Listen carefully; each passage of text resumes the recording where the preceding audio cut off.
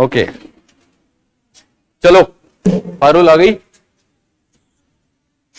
सबसे मुश्किल थोड़ा सा समझना पड़ेगा बस, है ना, थोड़ा सा ध्यान से।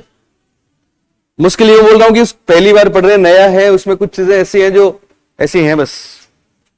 तो हेडिंग डालिए। थर्ड ग्रेड में रीट में इसको जब शामिल किया, इस वाले टॉपिक को, तो कोई नहीं पढ़ा था राजस्थान में, किसी ने नहीं पढ़ा, पहली बार मैं पढ़ा रहा हूं, फर्स्ट टाइम। और इस बार सभी परीक्षाओं में साइकोलॉजी में इसमें से प्रश्न आएंगे। वो है एक्सपीरियंशियल लर्निंग। बोलिए क्या, हिंदी में क्या बोलेंगे? अनुभविक अधिगम। क्या बोलेंगे? अनुभविक अधिगम। तो लिखिए, हेडिंग डालिए, अनुभविक अधिगम।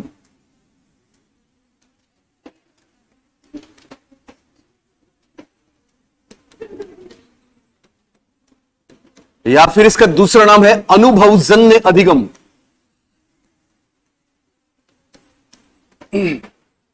अनुभवजन्य अधिगम। वैसे मैं आज मॉर्निंग में 11 बजे से कंटिन्यूअसली पढ़ा रहा हूं, मेरे को 4 घंटे पढ़ाया था आज। इंग्लिश में सबको लिखना है एक्सपीरियंशियल लर्निंग। Experiential learning.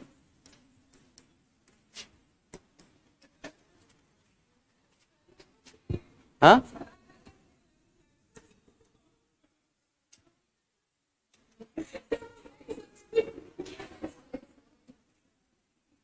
जरूरत ही नहीं है,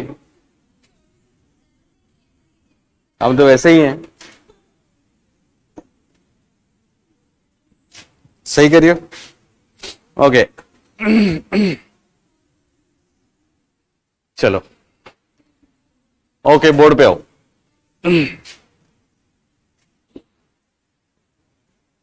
बोलो पहला नाम फेयर। पहला नाम फेयर।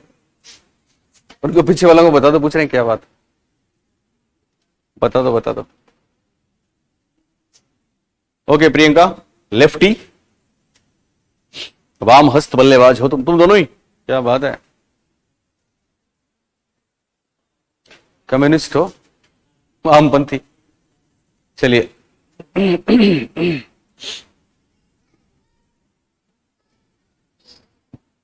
बेटा बोल रहा है क्या मैडम? बेटा बोल रहा है।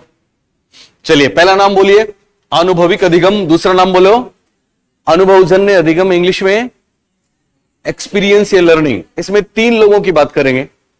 पहला नाम होगा जॉन डीवी, बोलिए। दूसरा नाम होगा कार्ल रोजर्स, कौन? और तीसरा नाम डेविड ए कोल्ब, कौन? ओके, डेविड ए कोल्ब का मॉडल हम पढ़ेंगे जो बेहतरीन है। तो सबसे पहले लिखो पहली बात, जॉन ड्यूवी या जॉन डीवी। आप जानते हैं जॉन डीवी कौन है? कौन है? क्या दिया था इन्होंने? खेल विधि दो, प्रयोजन विधि पे इनका प्रभाव था। John Dewey learning by doing के लिए जाने जाते हैं। जॉन डीवी पहले शिक्षा शास्त्री हैं।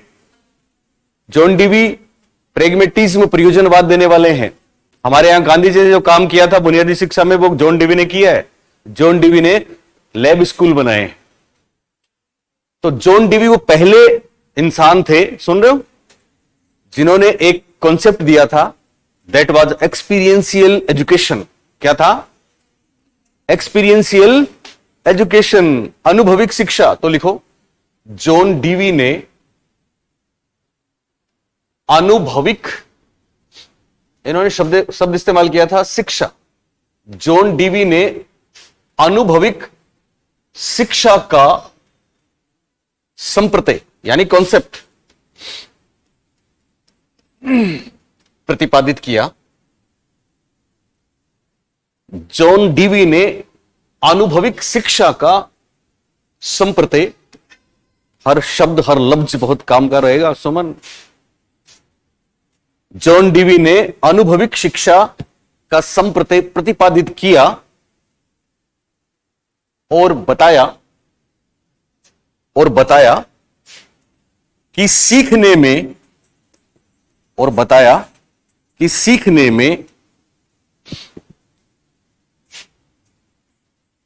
करके सीखना,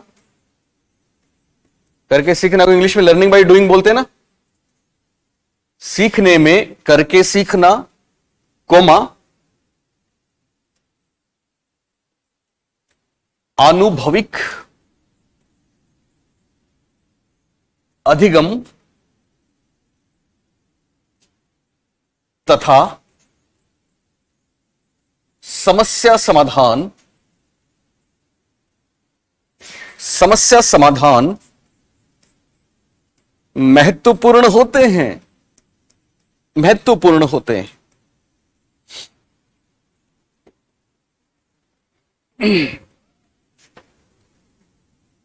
तो पहली बात कि अनुभविक अधिगम या अनुभविक शिक्षा का कॉन्सेप्ट किसने दिया? जॉन डीवी ने दिया। किसने दिया? जॉन डीवी ने। और जॉन डीवी की खास बातें हमने 3 एक साथ बताई आपको। एक तो करके सीखना, क्या? एक अनुभविक अधिगम, क्या? और एक समस्या समाधान। ओके, आप बताएं अनुभविक अधिगम क्या हो सकता है?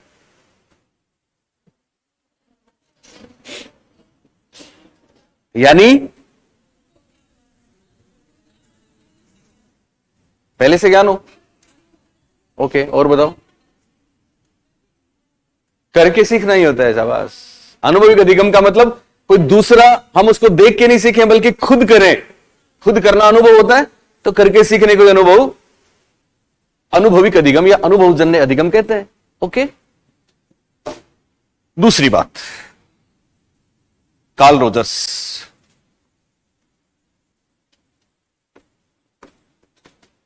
नाम सुना है कार्ल रोजर्स? यस। चलो बताओ फिर कार्ल रोजर्स कैसे साइकोलॉजिस्ट हैं? यस, मानवतावादी। Very good, very good, very good, very good, nice. मानवतावादी है, ह्यूमनिस्ट साइकोलॉजिस्ट हैं। इनके दूसरे दोस्त कौन है? अब्राहम मैस्लो हैं, शाबाश। एक्चुअली कार्ल रोजर्स अधिगम के 2 प्रकार बताते हैं। सुन रहे हो? अधिगम के सीखने के कितने प्रकार बताते हैं? 2।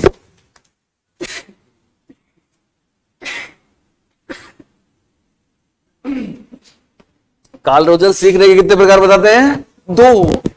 एक तो संज्ञानात्मक सीखना, कौन सा? दूसरा अनुभविक सीखना। दूसरा, एक तो कॉग्निटिव लर्निंग, दूसरा एक्सपीरियंशियल लर्निंग। सिंपल बात। और कार्ल रोजर्स ने अनुभविक सीखने को संज्ञानात्मक सीखने से ज्यादा महत्वपूर्ण माना। लिखो।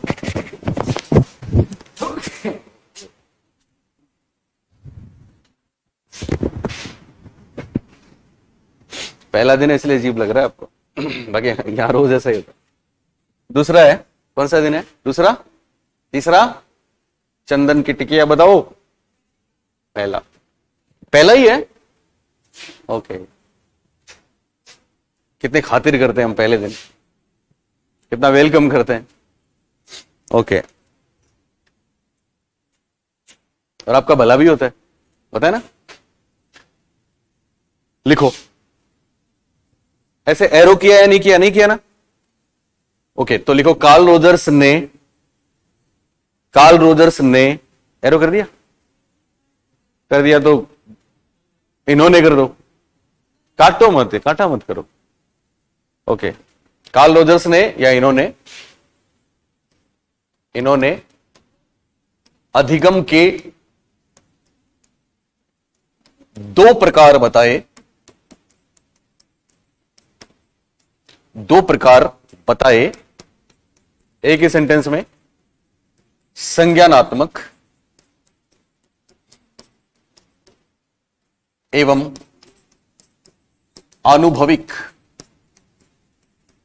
कार्ल रोजर्स ने अधिगम के 2 प्रकार बताए, संज्ञानात्मक एवं अनुभविक या अनुभविक। लेकिन इनका स्टेटमेंट है नीचे, वो लिखना है। क्या बोला इन्होंने? ऐसा लिखो वापस, कार्ल रोजर्स इन्वर्टेड कॉमास में, अनुभवजन्य अधिगम, अनुभवजन्य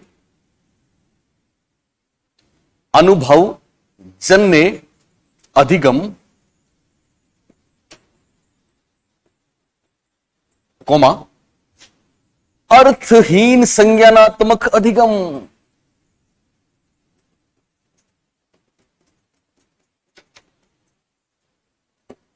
अर्थहीन संज्ञानात्मक अधिगम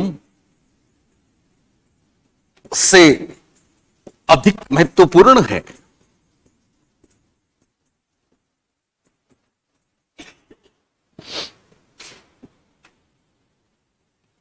अनुभवजन्य अधिगम अर्थहीन संज्ञानात्मक अधिगम से अधिक महत्वपूर्ण है। ये बात समझ में आई आपको? क्या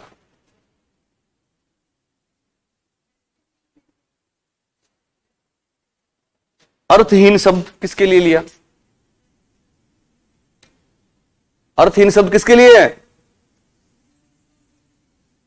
ओके, इन्होंने ये बोला, दो प्रकार बताए ना, तो दोनों इसमें नाम है, एक तो है संज्ञानात्मक और दूसरा अनुभवजन्य। ओके, तो ये कहते हैं कि संज्ञानात्मक अधिगम क्या है? अर्थहीन है। आपने किसी चीज को अपने दिमाग में सीख लिया, उसका कोई मीनिंग नहीं है, वो तो अर्थहीन है। वास्तव में तो अनुभवजन्य अधिगम ही काम का है। बात समझ में आई आपको? बोलिए। ओके, तो कार्ल रोजर्स बोलो, कितने प्रकार बताए? पहला संज्ञानात्मक अधिगम, दूसरा अनुभवजन्य अधिगम। ज्यादा महत्वपूर्ण कौन सा? और संज्ञानात्मक अधिगम को इन्होंने क्या कह दिया?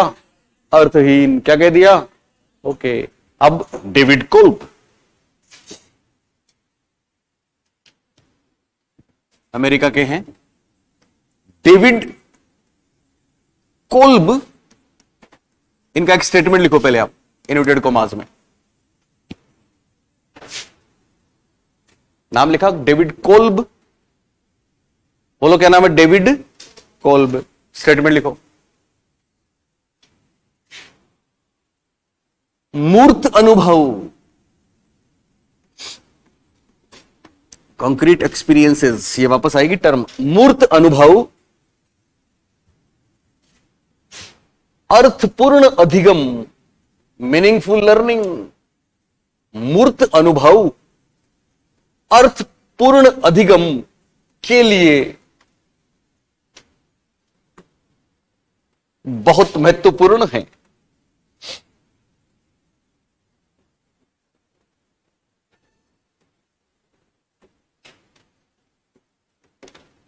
मूर्त अनुभव अर्थपूर्ण अधिगम के लिए बहुत महत्वपूर्ण है। डेविड कोल्ब, क्या नाम है इनका? David Kolb. और ये अर्थपूर्ण अधिगम, मीनिंगफुल लर्निंग के लिए किसको इंपॉर्टेंट मानते हैं? मूर्त अनुभव को। किसको? क्या होते हैं मूर्त अनुभव? हर बार करके सीखना ही आएगा।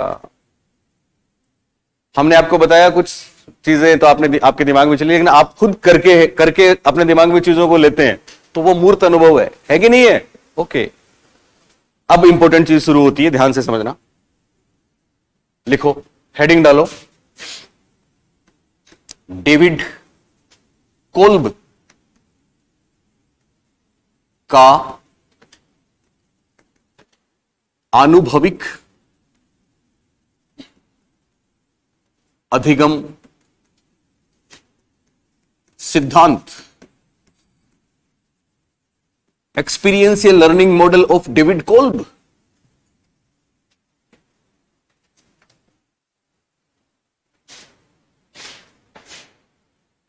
डेविड कोल्ब का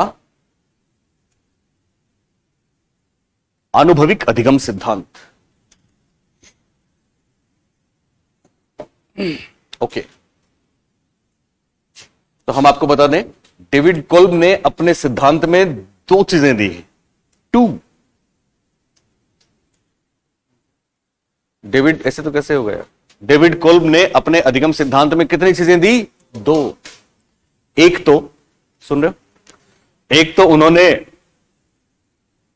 अनुभविक अधिगम साइकिल दिया है, एक्सपीरियंशियल लर्निंग साइकिल। क्या? एक्सपीरियंशियल लर्निंग साइकिल, और उसकी 4 स्टेजेस बताइए। कितने स्टेजेस? 4। यानी अनुभविक अधिगम चक्र की 4 अवस्थाएं बताई। तो एक तो इन्होंने दिया अनुभविक अधिगम चक्र। क्या चीजें दी? 2 लिख लो आप ऐसे ही डायरेक्ट, कोई स्टेटमेंट नहीं। एक तो इन्होंने दिया आनुभविक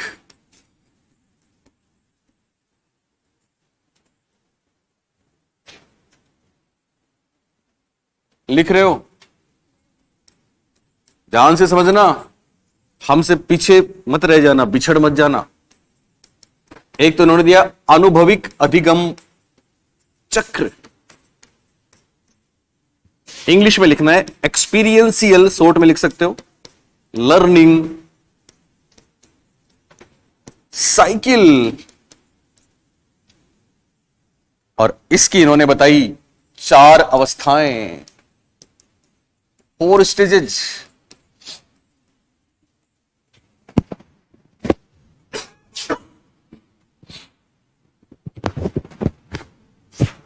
सॉरी। और दूसरी चीज इन्होंने दी LSY, नहीं sorry LSI, inventory, learning style inventory. क्या दी? लर्निंग स्टाइल इन्वेंट्री को हिंदी में बोलेंगे, लर्निंग स्टाइल को क्या बोलते हैं? सबके स्टाइल अलग अलग, तो लर्निंग स्टाइल को बोलते हैं अधिगम, बोलो ना हिंदी वालों, अधिगम शैली।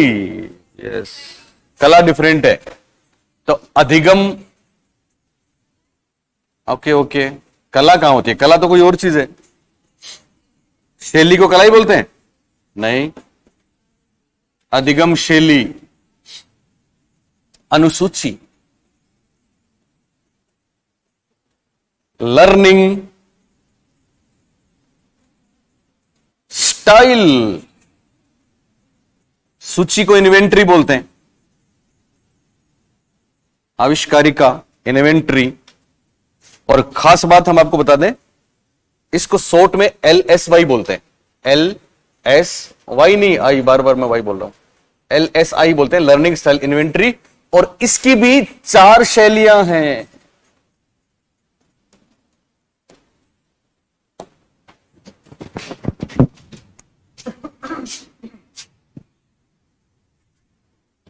एक तो साइकिल दिया उन्होंने सीखने का, और एक उन्होंने 4 स्टाइल बताई है लर्नर्स की, दोनों काफी खास, बहुत खास।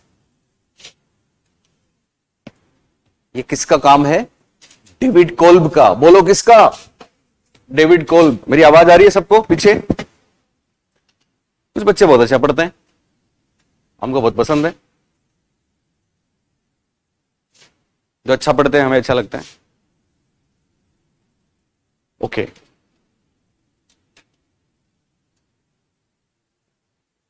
सर दिखते हैं? बोर्ड पे देखो, सब लोग देख रहे हो? 2 चीजें डेविड कोल्ब ने दी, बोलिए पहली कौन सी? चक्र, इंग्लिश में। ओके, दूसरी बात इंग्लिश में, शॉर्ट में LSI। अधिगम चक्र में कितनी स्टेजेस? 4। और कितनी लर्निंग स्टाइल? 4। अब देखो बोर्ड पे, समझना।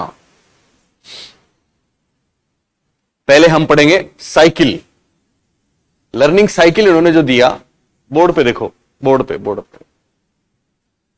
उसमें ये कहते हैं कि सबसे पहले हमारे पास कोई अनुभव होगा। क्या होगा? अनुभव, उससे शुरुआत करेंगे। हालांकि किसी भी स्टेज में हम इंटर हो सकते हैं, पर चक्र पूरा करना पड़ेगा। सबसे पहले होगा अनुभव। अनुभव क्या होता है?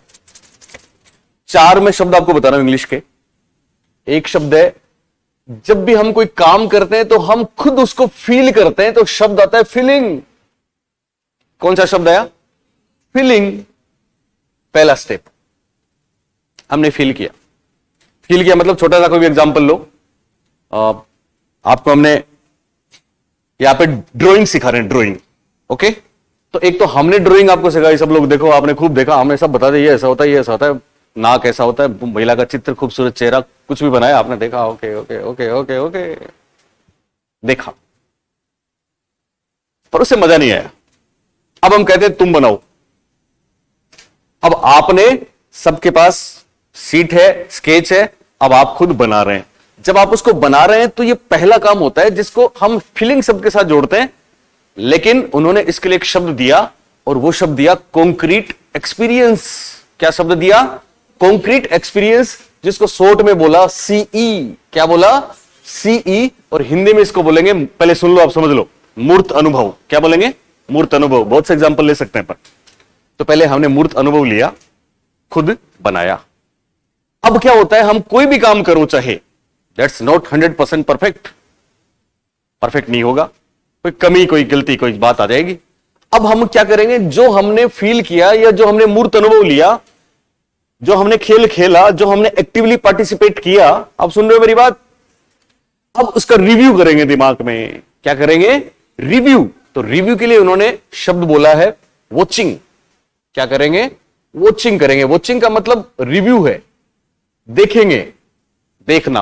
हिंदी में भी लिखाऊंगा मैं, परीक्षा में आएगा, आता है ऐसा। वॉचिंग में क्या होता है पता है?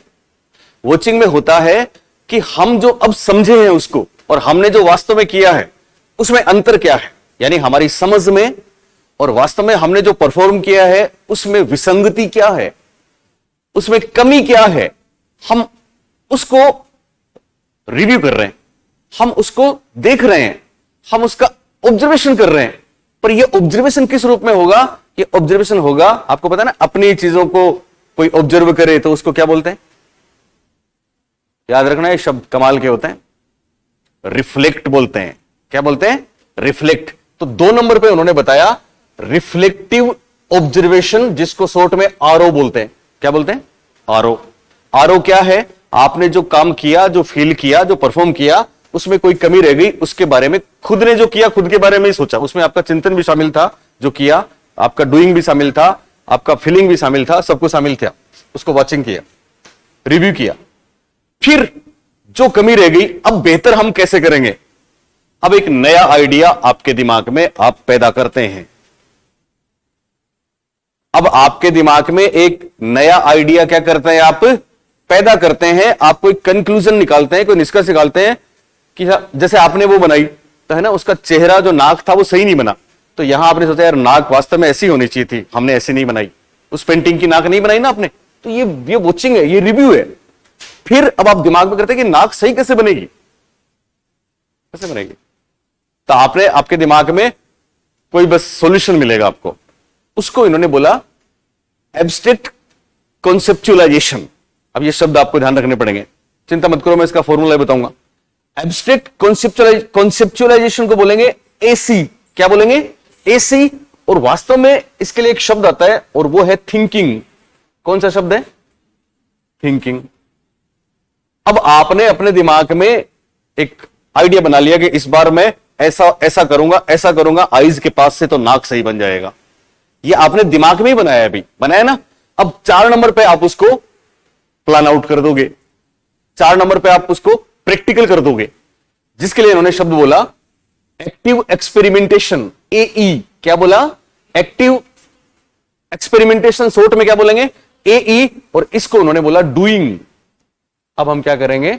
डूइंग करेंगे, जो सोचा उसको मूर्त रूप में उतार देंगे। तो ये साइकिल है दरअसल, जिसमें 4 स्टेज हैं। 4 स्टेज बहुत आसान रहेंगे आपके लिए। 4 शब्द याद रखना, फीलिंग, वॉचिंग, थिंकिंग, डूइंग। बोलिए, वापस बोलिए, फीलिंग, वॉचिंग, थिंकिंग, डूइंग। कोई विशेष चिंता की बात नहीं है, नहीं है ना। फीलिंग क्या है? सबसे पहले वास्तव में हम किसी काम को करते हैं, जैसे आप कोई भी एग्जांपल, क्रिकेट का मैच खेलने गए, सुन रहे हो मेरी बात? आप क्रिकेट का मैच खेलने गए और आप बहुत सोचा आपने आज ये करेंगे, खेला है कभी खो खो वो खो सब खेला है ना, क्रिकेट खेला है सोहेल? ओके, तो आप मैच खेलने गए, उस दिन बड़ा मैच आपने तरीके से खेलना था, सब कुछ किया आपने, कल मैच है इंडिया का, है ना, तो खेला, बहुत कुछ सोचा था। हम भी जब जाते थे रात को नींद नहीं आती थी, अर्ली मॉर्निंग। कभी आपको किसी स्टेज पे भाषण देना होता है तो भी रात को नींद नहीं आती, नहीं आती ना। तो पूरी तैयारी के साथ आप गए, मेंटल प्रिपरेशन पूरी है, ओके। अब आपने मैच खेला आपने, फॉर एग्जाम्पल 20 रन बनाए आपने, 2 4 भी मारे उसमें, लेकिन फिर आप कोई गलती कर बैठे, स्लिप में कैच हो गए, आउट हो गए, आ गए। अब आपने जो खेला वो था ये, जो गेम था आपका वो था ये। फिर रात को जब बेड पे गए या फिर वहां से वापस कहीं भी होटल में आ गए या रुके वहां पे, तो फिर आपने किया रिफ्लेक्टिव ऑब्जर्वेशन। अपने ही कामों के बारे में आपने क्या किया, वापस रिव्यू किया, वॉचिंग किया।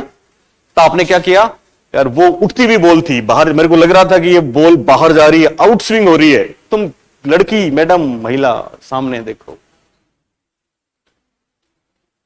बाहर जाती बॉल से छेड़खानी क्यों करी? यानी आपने जो गलती करी यहां पे उस गलती को आप पकड़ रहे हैं, पकड़ा ना, ओके।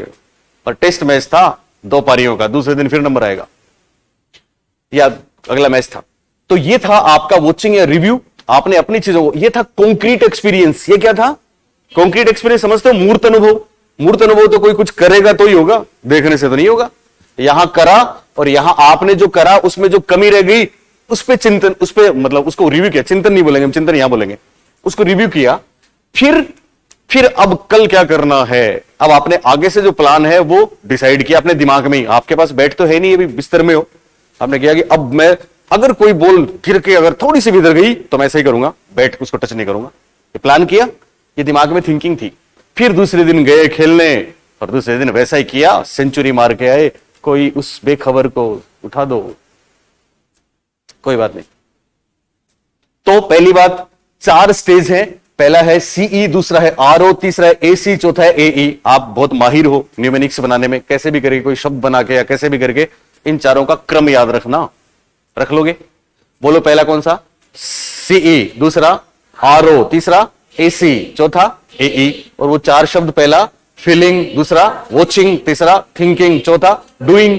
चारों में क्या क्या होता है ये आपको पता है? परीक्षा दी आपने, पेपर देने गए, जब पेपर दे रहे थे वो क्या है? पेपर दे रहे थे वो क्या है? फीलिंग है, क्योंकि वो कॉन्क्रीट एक्सपीरियंस था। फिर घर आ गए, घर आके आपने जो जो गलतियां करी उनका रिव्यू किया, वो क्या था? वॉचिंग था, वो आपका ऑब्जर्वेशन था, रिफ्लेक्टिव, रिफ्लेक्ट किया। फिर आगे से ये गलती नहीं करूंगी, सर ने बहुत बोला था इंग्लिश वाला वर्जन पढ़ना, इंग्लिश के शब्द पढ़ना, पर मैंने नहीं पढ़े। तो आगे से दिमाग में बताया कि कोई भी पेपर देने जाऊंगा तो मैं इंग्लिश के वर्ड्स को जरूर पढ़ूंगा। और फिर आप गए फर्स्ट ग्रेड का एग्जाम देने, तो उस दिन आपने ऐसा ही कर दिया। वो था एक्टिव एक्सपेरिमेंटेशन। वो क्या था? एक्टिव, ये एक्सपेरिमेंटेशन है, और ये पहली बार खेल रहे हैं, ये पहली बार पेपर दे रहे हैं, और ये सीखने के बाद दिमाग में सारी चीजें सॉल्यूशन देने के बाद उसके बाद पेपर कर रहे हैं, गलतियां सुधारने के बाद पेपर कर रहे हैं। तो बोलिए इस तरह का सीखना अच्छा नहीं होता क्या? होता है कि नहीं होता? इसको उन्होंने बोला अनुभविक अधिगम। क्या बोला? इसी को बोला अनुभवजन्य अधिगम। क्या बोला?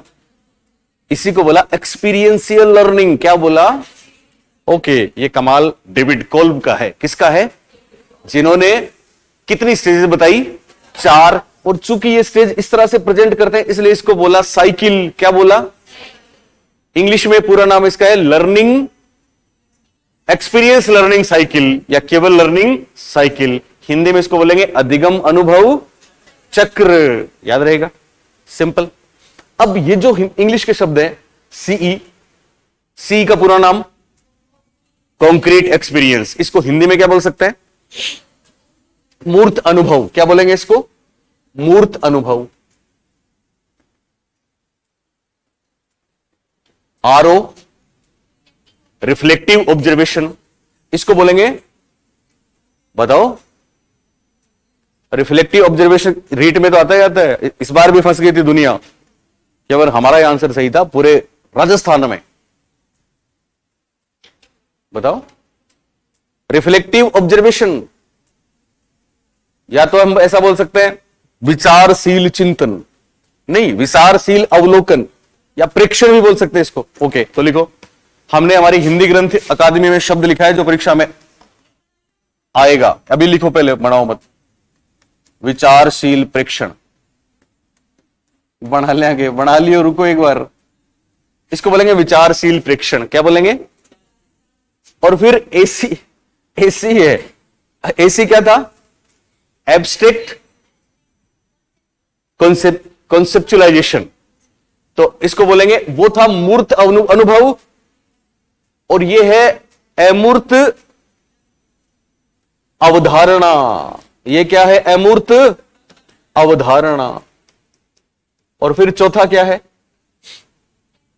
एक्टिव एक्सपेरिमेंटेशन, जिसको बोलेंगे सक्रिय प्रयोग। ओके, सक्रिय प्रयोग। आप बोलेंगे साहब बोलिए मुश्किल था कि आसान? ठीक ठाक था, पर अभी मुश्किल बाकी है। एक काम तो है, ठीक है। अब दूसरा जो काम होगा ना, लर्निंग स्टाइल, उसमें क्या होगा? उसमें 4 प्रकार की स्टाइल है, बहुत सिंपल है। 2 तो पियाजे ने जो नाम बताए थे अडेप्टेशन की, 2 प्रक्रिया हमने आपको बताई थी, बोलिए कौन सी थी? असिमिलेशन और अकोमोडेशन। तो 2 प्रकार के लोग तो होते हैं, असिमिलेटर और अकोमोडेटर। और 2 जो शब्द हैं जिनसे हमको मोहब्बत है, वो कोई बता दे आप में से। हाँ, मैं जब भी बोलता हूं जो परीक्षा में ज्यादा आते हैं उन शब्दों से हमें मोहब्बत होती है। बहुत से ऐसे शब्द हैं, हमको इंटर से मोहब्बत है, पता है ना हमको। और किससे है? सुमन कोशिश करो, बताओ। पारुल, पारुल इधर। प्रियंका आप बताओ, आप भी बता सकते हो। यस, आप। गरिमा बताओ। चलिए, वो 2 शब्द हैं जिनसे हमको मोहब्बत। अभी चूंकि ये शब्द हमने आपको इंटेलिजेंस वगैरह कराया नहीं है, इसलिए ये शब्द आपने हमसे सुने नहीं है, पर फिर भी हमने कभी न कभी बोला है। हमारी रिकॉर्डिंग उठा के देखना कि इन 2 शब्दों से हमको मोहब्बत है। बोलो कौन से? एक डाइवर्जेंट, एक कन्वर्जेंट, है ना? तो उसमें लर्निंग स्टाइल 4 ही आएंगी, डाइवर्जेंट, कन्वर्जेंट, असिमिलेशन, अकोमोडेशन। बस बहुत आसान है। लेकिन डाइवर्जेंट आएगा तो एक अकेला नहीं आएगा, बल्कि 2 को जोड़ के आएगा। यह सवाल परीक्षा में आया है। कन्वर्जेंट आएगा तो कोई 2 को जोड़ के आएगा। यह सवाल परीक्षा में आया है। तो थोड़ा सा वहां पे ध्यान देना है, बस कुछ ज्यादा मुश्किल नहीं है। चलिए, तो पहले आप इसको उतारें, हेडिंग डालें। क्या हेडिंग डालेंगे? अनुभविक अधिगम चक्र। पर इंग्लिश में भी लिखना है सबको, क्योंकि आप हमारे बच्चे बन चुके हो। अनुभविक अधिगम चक्र। और पहला है कॉन्क्रीट एक्सपीरियंसेस, एक्सपीरियंस। दूसरा है रिफ्लेक्टिव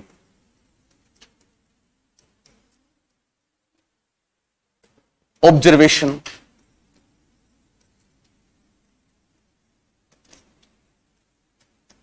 तीसरा है एब्स्ट्रैक्ट कॉन्सेप्चुलाइजेशन।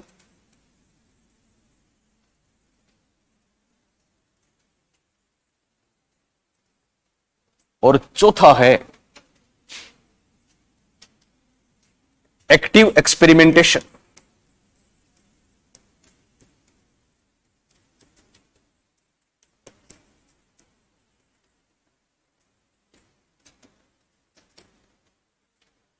Active experimentation.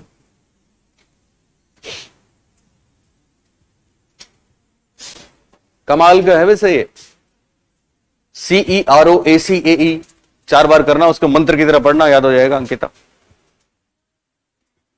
तुम सही लिखना, सुनीता। ओके बेटा, बेटा बोल देना, अच्छा लगता बेटा। कमाल की है इसकी ये, है ना? कब ली?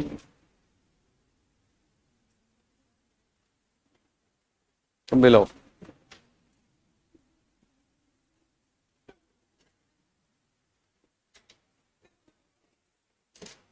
ऐसे ही है ना।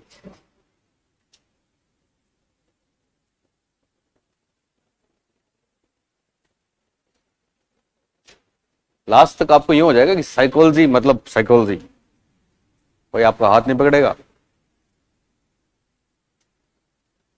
एग्जाम सेंटर पे आप ही आप दिखोगे, लोग बोलेंगे क्या होता है ये CEAOROAE। आप बोलेंगे हम क्यों बताएं? अच्छा, ये 4 शब्द जरूर याद रखना। यस, फीलिंग, वॉचिंग, डूइंग, उससे पहले थिंकिंग।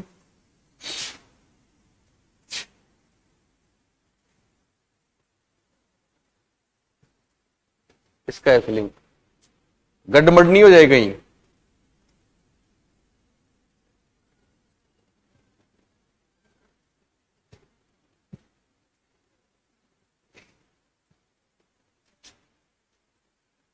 चलिए,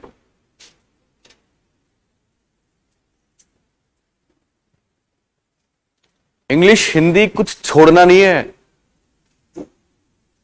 कुछ छूटे ना।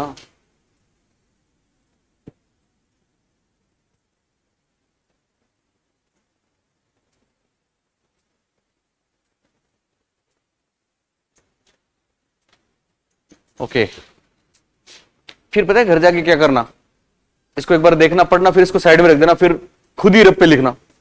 एक बार लिखोगे तो सुमन की तरह याद हो जाएगा, हो जाएगा ना। कोई गलती रहेगी तो फिर वापस देख लेना, फिर दोबारा लिख लेना, 2 बार लिख लोगे तो हो जाएगा, हो जाएगा।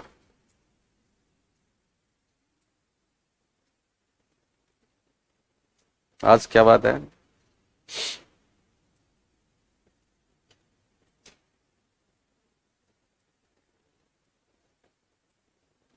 चलिए लिखा सबने, फिर अगली बात बता दूं, लिखो जल्दी लिखो। CE concrete experience, RO reflective observation, AC abstract conceptualisation, AE active experimentation. सक्रिय प्रयोग इसका है हिंदी में।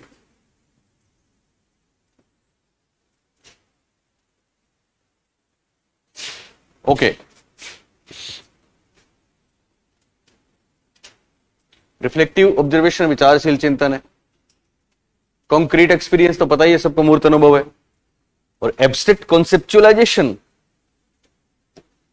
अमूर्त अवधारणा है, संप्रति भी कह सकते हैं। हुआ?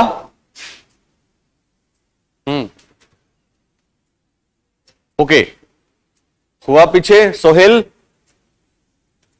चलिए अगली बात बता दूं, 2 मिनट की है और बहुत खास है। बताओ मेरे को 4 शब्द, फीलिंग, वॉचिंग, डूइंग, डूइंग बाद में feeling, watching, thinking, doing. Simple, याद रहेगा हमेशा, उसको हिंदी में लिखने की जरूरत नहीं है ना। हिंदी में क्या लिखोगे, फीलिंग भावना, वॉचिंग देखना, है ना, फिर कंफ्यूज हो जाओगे। इंग्लिश में रहने दो, है ना। सोचना, करना, किया 2 जगह है, 2 जगह किया ना, इसलिए वो शैली में ये दोनों साथ जुड़ते हैं। ओके, अब शॉर्ट में बोलिए। पहला है सीई, दूसरा आरओ, तीसरा एसी, चौथा ए। सिंपल। अब LSY बोर्ड पे देखो, लिख लिया सबने? बताओ, एक रह गया तो देख लेना उसमें। अब सामने देखो, सामने देखो। सबसे पहले क्या था? सीई था, शाबाश। सीई था कि नहीं था? उसके बाद 2 नंबर पे आरओ, 3 नंबर पे एसी, एई। देखिए सब लोग बोर्ड पे, सीई का पूरा नाम कॉन्क्रीट एक्सपीरियंस, आरओ का पूरा नाम रिफ्लेक्टिव ऑब्जर्वेशन, एसी का पूरा नाम एब्स्ट्रैक्ट कॉन्सेप्चुअलाइजेशन, और एई का पूरा नाम एक्टिव एक्सपेरिमेंटेशन। ओके, अब LSI लर्निंग स्टाइल इन्वेंटरी जो 1984 में दी थी डेविड कोल्ब ने, और इसमें उन्होंने बताया कि सब 4 प्रकार के स्टाइल के लोग होते हैं। बच्चों के सबके अलग अलग स्टाइल होते हैं ना सीखने की, गुरुजी की भी सबकी अलग अलग स्टाइल है, आपकी भी सबकी अलग अलग स्टाइल है। तो सीखने की स्टाइल है 4। कितनी? 4। और ये 4 जो स्टाइल है, इनको याद रखने के लिए बहुत सिंपल सा 4 लेटर आपको याद रखने, DACA। कैसे भी, डाका कह सकते हैं, डेका कह सकते हैं, डाका ठीक रहेगा। DACA क्या है? DACA। अब इसमें सुन लें आप पहले, डी से बनेगा, बोलो कौन सा? डाइवर्जेंट। ये डाइवर्जर्स होते हैं, डाइवर्जर्स भी बोलेंगे या डाइवर्जिंग बोल देंगे, डाइवर्जिंग स्टाइल। फिर सी से क्या हो जाएगा? कन्वर्जेंट या कन्वर्जर्स या कन्वर्जिंग स्टाइल। अब इधर ए दोनों पे आ जाए, याद करो। ये ए है, असिमिलेशन यानी असिमिलेटर्स, और ये ए है एकोमोडेटर्स। ये क्या है? अकोमोडेटर्स। डाइवर्जर्स कौन होते हैं? डाइवर्जर्स वो होते हैं जो ब्रेन स्टोर्मिंग की बात करते हैं। डाइवर्जर्स वो होते हैं जो आउट ऑफ बॉक्स थिंकिंग करते हैं। डाइवर्जर्स या डाइवर्जिंग स्टाइल उनकी है जो कल्पना करते हैं, क्रिएटिव होते हैं। बोले होते कि नहीं होते? इन्होंने इसके एग्जाम्पल भी दिए हैं।